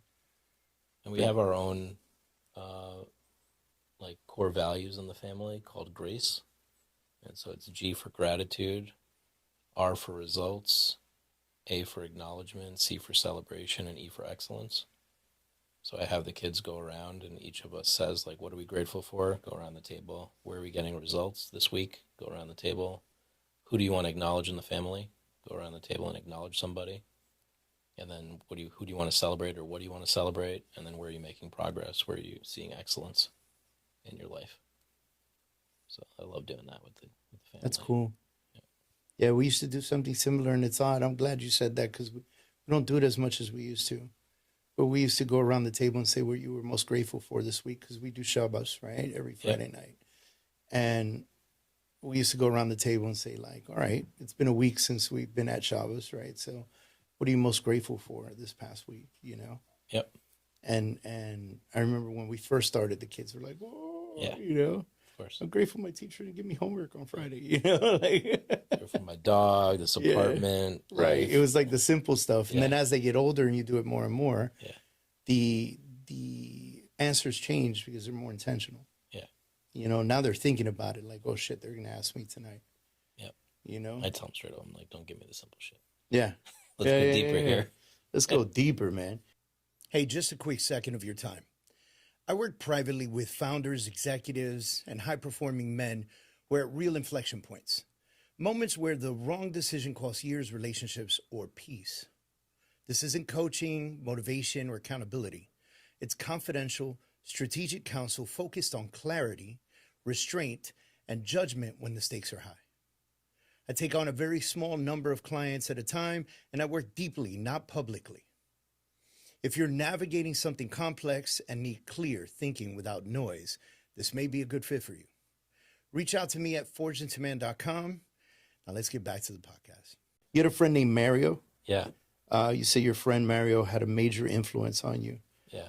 What did he see in you before you saw it in yourself? He saw a visionary. He saw a leader. So he's a buddy that I met on a rooftop in Miami on New Year's. We didn't know each other, but we both did Landmark and like did some personal development stuff, had a great conversation. He was looking for a job. I was looking for a head of marketing. He contacted me 3 weeks later and he's like, hey, want to come work? I did like a very deep analysis on him, like Yeah. a values determination process. Yeah. He's like, what the hell is this? And then he came back to me. He's like, I see a visionary in you. I see something huge. And I was like, okay, sounds cool. Whatever. Like I wasn't in that world yet of like knowing what that really meant. Yeah. And then he just kept standing for that and standing for integrity. And I remember he asked me this question. He's like, what would it look like to run your business with integrity? And I was like, that sounds difficult. I was like, that sounds like a real challenge. I was like, but let's do it, you know? So then every day we focused on integrity and like showing up on time and like, what does it look like to have communication with our clients and how can we hold integrity in our promises and our delivery? And that was like a major breakthrough exercise for us. But then he kept standing for me. And like, for me, he's the definition of friend. Like he has a way of listening to me that is a blank slate. That's awesome. So he's showing up with like no questions, comments, thoughts, just listening to me, hearing me out, and then having this big visionary life. So he's been through every challenge that I've been through. Divorce, helped me get through like mediation, helped me get through challenges with business, with like anywhere that I struggled. And that's huge when you can have somebody that you can literally call and he will pick up the phone. That's rare. It doesn't matter what's going on. He just, hey, out, what's up? Yeah, that's rare. Very rare. That's rare. Like I said, we're gonna write a book together. Like, what does friendship really mean? Yeah. Because like I also have friends that are like friends, but like this guy like went above and beyond. Yeah. Right. So it what's beautiful about that to me is like it got me to see how I can make a difference for somebody else. Right. So then I started standing for other people and their greatness, and because that begins to domino. Yeah. Right? You feel it, so you want to give it. Yep. That's pretty incredible. You know, I often say that I don't have many friends, and the ones that I do have are partly or mostly there over longevity. They've never turned their backs on me. They've never denounced me. They've never talked bad about me. They've always loved me, even if we don't speak for months. You know, those are the people you want in your life. But what you're describing is almost, I don't have that. Like what you're describing, I don't have that rarity of someone that can be there, guide you. I think the closest thing I have to that is my brother-in-law, who happens to be in the room. Yep. So, you know, and I actually posted something about him yesterday on Facebook because I'm very grateful for him. Yep. And the way that he is, you know. But it's a very rare thing to find somebody that pure of friendship. Yep. You know. That's awesome, man. I'm glad that you have that in your life. Yeah. First of all, I want to say that, and kudos to you, Mario. As a leader, how do you guard against ego when success starts to compound? How do I guard against ego?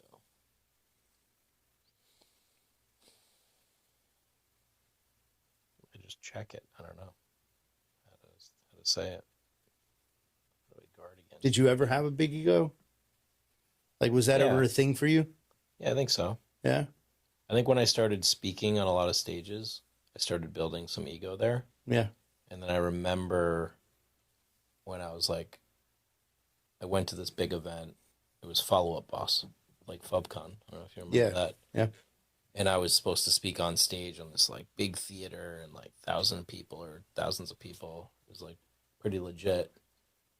And I was like, thanks to Mario and like a conversation I had, I was like, I'm not going to speak. I'm going to put my top 2 sales guys on stage and let them enjoy it. And I'm going to sit in the audience and just enjoy them being on stage because it's no longer about me. Because it's like the ego gets you to a point, but you can't keep going. Can't grow past your ego. Right. So it's like then I literally was about to sabotage myself by having the ego. Because if I held on to it, it was like I had to do all the talking gigs. I had to travel everywhere. When would I be home? When would I be family? And where's the cap? There's no cap. So it just keeps Right. going.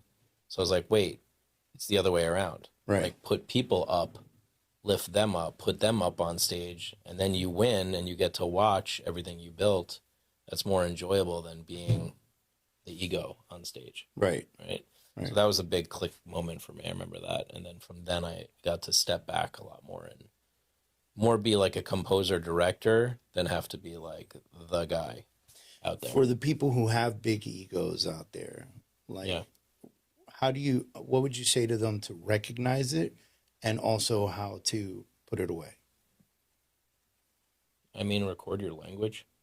Like, Yeah. if you listen to yourself talk, you probably, hopefully, would see it. I think we don't realize what we say a lot of the Right. time, but sometimes I record myself and I listen to it. When I'm on stage, I definitely record myself. And when I listen to them, I'm like, oh shit, that was a little much. Me. Yeah. I'm a badass. Right. Look at my stuff. Yeah. Yeah. It's just too much. When we do events, we have a conference that we do called New You Recon. We've got it coming up in New York in February next month. And I always, we try to put a couple panels together with top producers.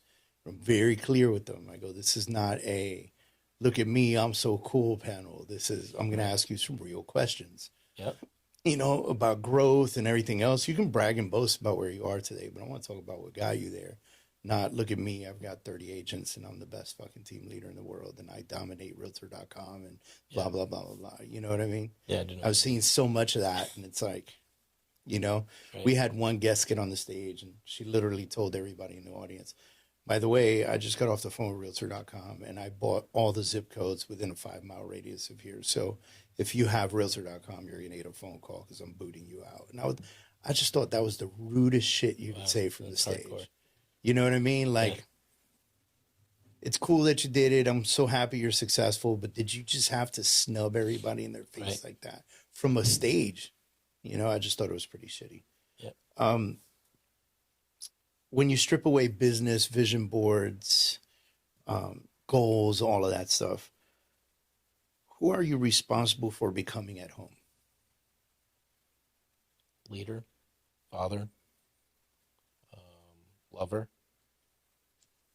Yeah, that's pretty much it. When you say leader, yeah, right? Because I don't think I've ever said that when I think about going home, but it makes sense, right? Like, I go home, I think, okay, now I'm father, husband, caregiver, lover, snuggler, I like hug my kids like till they run out of breath, Yeah. But I understand what you're saying. What do you mean by leader in the house? Like, what do you? The big distinction I had recently was spectator versus leader. Mm-hmm. Like I felt like sometimes I would come home and I would spectate how it was going at home. Mm-hmm. And I'd be like, yeah, I don't want to deal with that. That's okay, but I don't want to deal with that. Mm-hmm. Like, did my daughter just speak to me that way? Mm-hmm. Or did my daughter just speak to her sister that way? Or did my fiance just speak to me that way? Did I just speak to my fiance that way? It's like, I got to be a leader. I got to show up. I can't walk away, right?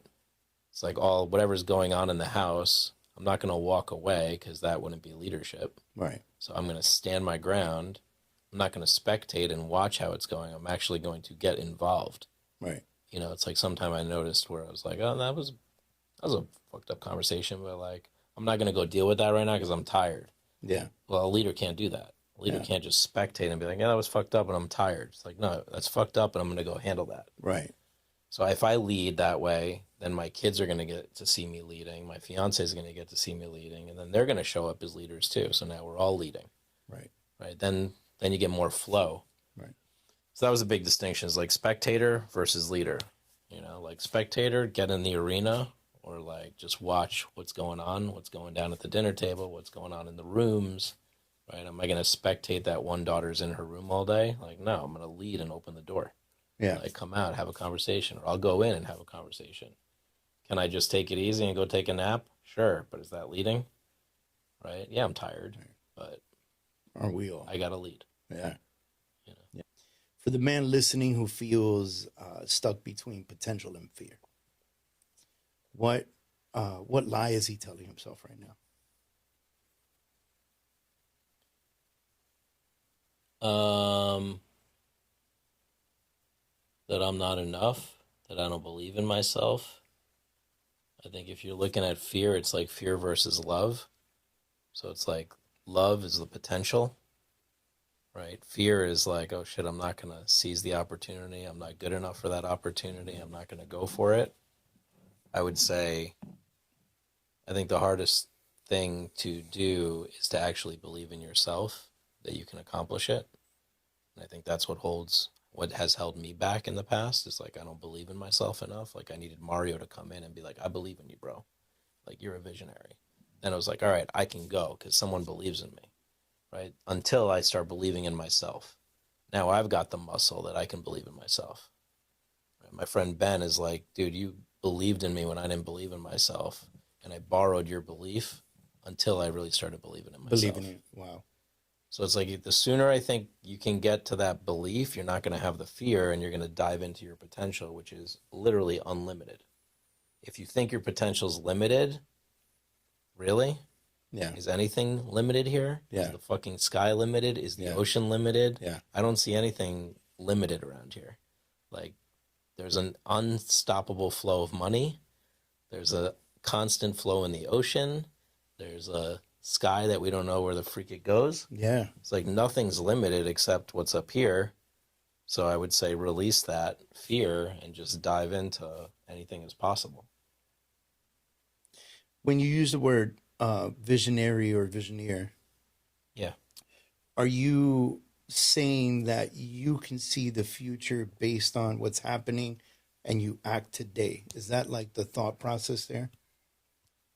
So my thought process there is anything is possible. So what do I want to create? What's my vision? So you can see the vision, like you can see the future before it exists. Yeah, like I see the library in Times Square. Oh, really? Yeah, and like people are going in and they're like going in, like families are online trying to get in and they're like, this is the greatest attraction ever. Like I see all that. So it's like if I start visualizing that, that's the vision for me. And then I'll just share like the acronym of why I believe like visioneer. It's like vision, and then the I is for identity. So who am I going to become to get that vision? Who am I going to become in my relationship? Who am I going to become in business? Who am I going to become in spirituality or religion? Who am I going to become in social contribution? Like create my identity. I literally have all my identities written out, right? Like for health, what am I? Like I'm a chiseled centenarian champion and healthy, active great grandfather. So I literally see myself as an 80-year-old great grandfather playing with my kids, throwing them up in the air. I'm not in a wheelchair. I'm like standing up with a six pack, ripped on the beach, like with a tan, like looking good. And the kids are like, yo, this dude, like, look at this guy still going, you know? So it's like, if I can see that, who do I need to become to be that? And that was a big aha moment because I was like, all right, if I need to become that, well, drinking alcohol is not going to get me there. Yeah. So I stopped drinking like 3 years ago. It's like it starts chiseling away everything that's not David, everything that's not Alex, right? Once you know your identity. And then the S is the structure. I got to put structure in my life to achieve that vision. If I don't put the structure in, shit ain't going to work. It's going to fold. Yeah. Right? But if I have the structure and I don't have integrity with my structure, then that's not really a structure. That's just a liar. Yeah. I'm like, I'm going to do that. And then I fucking lie to myself. Yeah. So I need the integrity. But if I have the integrity and I have the structures and I got the vision and I got the identity, then I'm going to get the outcome. And if I have the outcome, now I'm going to get in the natural flow and really enjoy life because it's like I'm visualizing shit and I'm manifesting it like that. And that's starting to happen for me now where it's like I visualize and oh shit, that already happened? Damn. So it's like, and then once you have that, you can put more energy into it, right? Which is like the visioneer part. And that's like, to me, the next graduation. Like you can have the vision, but then you go for the visioneer and then you're going to get extraordinary results. So that's like my acronym. And like, that's part of the library is like this expansion of yourself. I love this. And I will say that I don't know why I pictured myself like a 88-year-old grandpa on the beach with boots and camouflage pants on and an M16 on my back with a six-pack. You know, I don't know why. I don't know how that came to be my shit vision. Out and put it on the board. You know? And my grandkids are like, you're my hero, you know? Yeah. That's awesome, man. or hopefully great grandkids at that point. Yeah. If a man has lost faith in God himself or even the process, where does he begin again? If he's lost faith, Yeah. And faith meaning God himself, or the process of what he's building. Like, where does he go back to? Where does he begin again? Where would you begin again? well, I think either two things happen. Either you have like a serious incident that just fucking wakes you up, like a crash in the cemetery, not ideal, Not ideal. or you go discover, right? You go learn, you go read, you learn, you discover something that you read that had a big impact. You go listen to somebody. I think put yourself in the personal development spaces, go to a Tony Robbins event, go to a landmark, go to whatever, because that's what it wasn't like a one and done for me. And I think everybody's different, but for me, it was like, it took a lot of fucking money and it took a lot of investment and it took a lot of time until I returned. But you have to be open to it, right? You have to be open to it. Yeah. 100%. Yeah, because you could go to 100 personal development, If you're not open to it, you probably won't go to 100. You might go to a couple and then say, fuck this shit. But even if you did go to 100 and you weren't completely open to it, it wouldn't be acceptable to you. Yeah. Something has to change. Yeah. And there's a switch in the brain that has to really make a big adjustment, and it's rusty. Yeah. It's not easy to switch up. Totally. So going back to the personal development space, I'm with you there, but I think that there is a big part of self-destruction that happens. Yeah. And you have to talk to yourself, man. Right? Yeah. Like, you got to be like, okay, I'm walking into this. You know what? I'm just going to accept whatever they say to me and run with it, The other thing I would say for somebody who's really lost is don't wait to be found. Right? Like, I was lucky that Mario found me and believed in me. But when I look back, I'm like, Mario created that. Right? So he created standing for somebody else and their greatness, which then in turn also worked for him. Like, it worked for both of us. Like, right. It was a love connection and friendship, right? Yeah. So, like, if you're out there like, oh, who's going to save me? Which guru or which personal development class or which person? I would say flip the script on that shit so you have some power and go out and save someone else. So go out and make a difference for somebody else. Go out and make a contribution for someone else. And in that journey, I think you'll learn so much about yourself and your ability to have power, creation, impact on another person's life. You'll watch their growth and success and like prosper and start building your own faith. What do you think that is? What? That whole process. Like, why do you think when you give, it's a game changer rather than when you receive? It was like what I listened to Hormozy and Tony Robbins today on their podcast this morning in the sauna.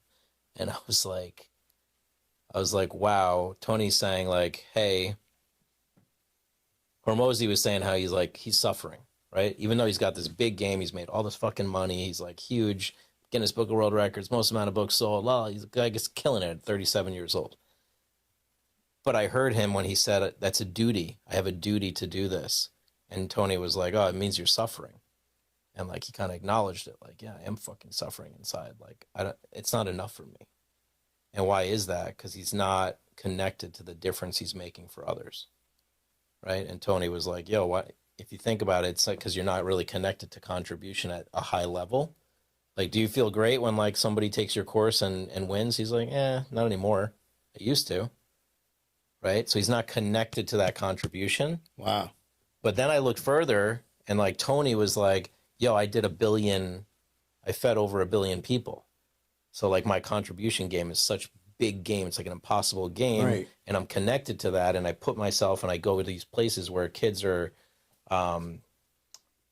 kidnapped or whatever. And like, what's it called?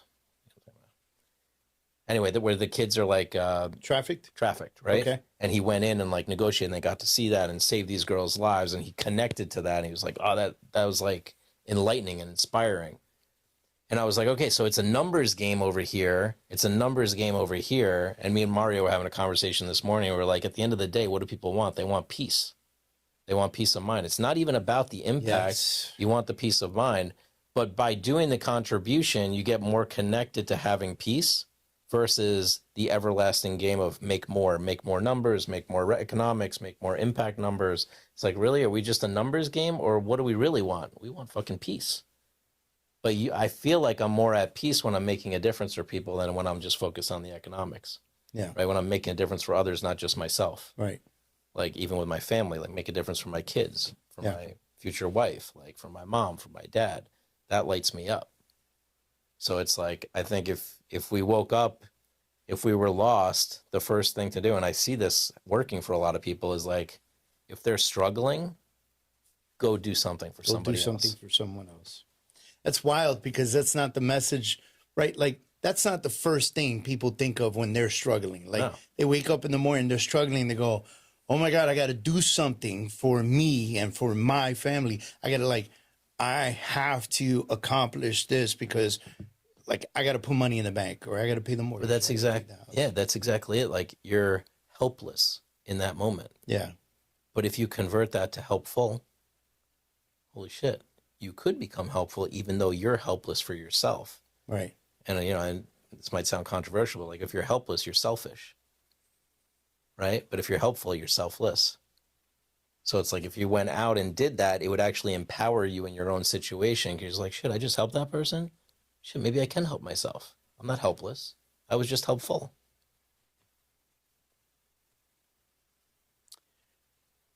I think that I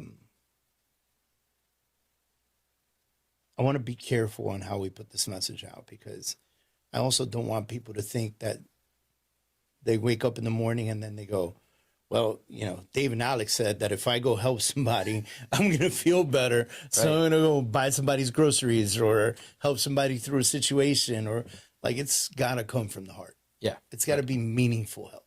Yeah. And you have to want and desire to do it, Yeah. Because I could see that. Well, Hormozy in the interview, he goes, I wrote $1 million check to this nonprofit, and the only thing I felt was $1 million poor. Wow. So it's like, wow. Right? Yeah. Playing a big game, but doesn't I got to finish watching that interview. I haven't finished it. I did see the one with the Diary of a CEO, and that was fantastic. And Tony spoke about all the families he fed and where that came from. Yep. Childhood trauma turning into a world of a difference, literally, like world of a difference. Just pretty insane. What does legacy mean to you? Beyond money, companies, all that nonsense, like, what does true legacy mean to you? Legacy just means I've made a difference in the world that's going to carry on beyond my lifetime. Do you believe that your libraries is that for you? Yeah, I think so. I mean, it's my kids too, and like generational family stuff. But on a even more scalable level, it's the library. I think it can make a huge difference for a lot of people. What do you think your kids would say about you when they are 70 years old to their grandkids standing in front of your library? He built that.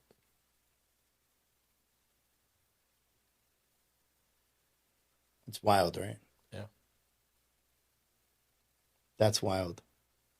I think that's so impressive when I meet people like you who have big, lofty goals, and you're going to accomplish them. Yeah. I know you're going to accomplish them just in your speech and the way you say things, right? I know that you're going to win at a super high level. There's no doubt in my mind, If your life were a message, in your words, what would you want men to learn from you of how you lived? What would I want men to learn from me?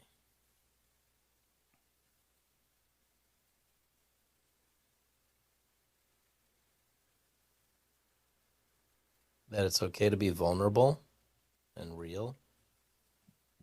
It's okay to put the guard down from time to time. Believe in yourself, love yourself, honor yourself, honor your value. Don't question yourself. And just fucking go for it. Like, what else do you have to lose? I love it, man. Dude, is there any last message besides that, what you just said, that you would want to give this community of men? And I always say community of men, but let me be clear. Yeah. My hope and prayer is that millions of men watch these interviews and it changes their lives and it gives them hope. But my second prayer is that I hope millions of women watch these videos and realize what their partners go through on a daily basis. Right. And it helps them understand the man that they're with, you know? But if you had to give them final words to just kind of walk away from this knowing you've impacted millions, what would it be? I would say that the biggest difference you can make in someone's life, including your own, is to be present with another human. And when you're present with that other human, like Mario taught me this, to be present from a blank slate, right? So, like, if I'm going to be present with you, I'm not going to think about, like, what did David say on social media, or what did he say, or what did he do, or any of that. Right. I listen from a total blank slate because you have something to share, and you're going to feel really heard in a way that has never happened before. And that ability to create that space for another human being and for them to share freely like that, that's like everything. I love that. Thank you for saying that, because I wasn't always very good at that. Me too. I was the absolute worst listener, right? You know, when I first started this podcast, my wife didn't think I could do it because she thought I wouldn't be able to shut up and listen. Right. And then she watched the first 3 interviews and she was like, oh shit, you know, who are you? You know? So it's a blessing, man. Thank you for doing this interview with me. Yeah. And imparting part of your life and knowledge in front of everybody. Just one thing to add, sir. Yeah, In the sure. presence thing, it's like, if it was the message to men and to everybody else is like, be present for your woman, be present for Yes. your kids, be present Yes. for your mom, for your Yes. dad, for yourself. Not Like, just take time. existence, present. Yeah, like, take the time to even be present with yourself. Like, Yeah. if it's, I was thinking this morning, like, waking up in the morning and taking the time for myself.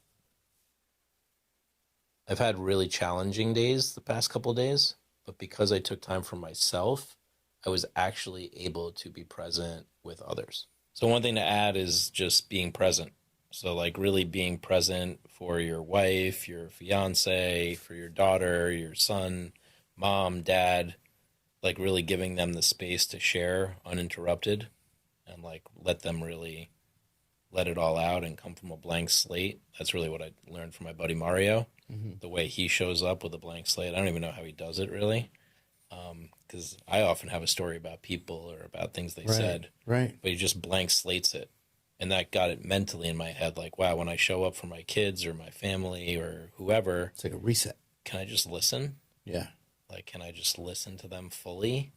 Because that'll create that sense of connection, like them feeling heard. And I think if the world does that, or men do that more in their families, that's leadership. Right? Yeah. Then we'll get listened to. Right. Right? Like, I'm sure men are out there like, I don't feel like I got listened to. Right. Right. Like, well, are you listening? Are you listening? Right. Yeah. Yeah. So that's my. That's it's impactful and it's powerful to think about. And I like that you talk about it almost like a reset, where it's like everything that happened before that moment, not that it's irrelevant, but it doesn't pertain to right now. Yep. And you're showing up for right now and what's going to be said right now. And I like that. And I'm going to try to put that into practice. And I appreciate that. Yeah. Nice. You know, listen, your story is a reminder that the fire doesn't announce itself, right? It, like, you know, it embraces you. It interrupts your life. It lets you know it's here, whether it's a car crash or, you know, snapping into faith all of a sudden, or having the right person say the right thing to adjust you in a new direction. You've got Mario, you've got the guy that was at the event, you know, the Garrett White event. Yep. You were spared not for ease, but for responsibility, you know. And I made some notes here. I said, you took a loss and turned it into a vision. You took disruption, turned it into leverage. And you took survival and turned it into meaning. And I don't know if you know that, and as I was reading the notes that you sent, and then I started to formulate all the questions and everything I wanted to talk to you about, it's really just became apparent, and the conversations we've obviously had before this, Yep. So to every man that's watching right now, your awakening doesn't need to come through tragedy. It really doesn't, but it will require honesty, and I think we can both agree on that. Yep. We always say on the show, the fire doesn't destroy the man, it defines him. Forged by pain, tempered by faith, but built for purpose. Our mantra here is that pain reveals you, pressure builds you, and purpose defines you. Ladies and gentlemen, this is Forged into Man. Alex, thank you for being a part of the show. Thank you. I'm David Adam Kurz, and we'll see you in the fire. Every man has a story. Some hide it, some bury it. But when you share it, it becomes the torch for someone else's path. Remember, the fire doesn't burn to break you, it burns to build you. If today's conversation moved you, share it. And if you're in the middle of your own fire, keep walking. You are not alone. This is Forged into Man. I'm David Adam Kurz. Until next time, stay strong, stay grounded, and stay forged.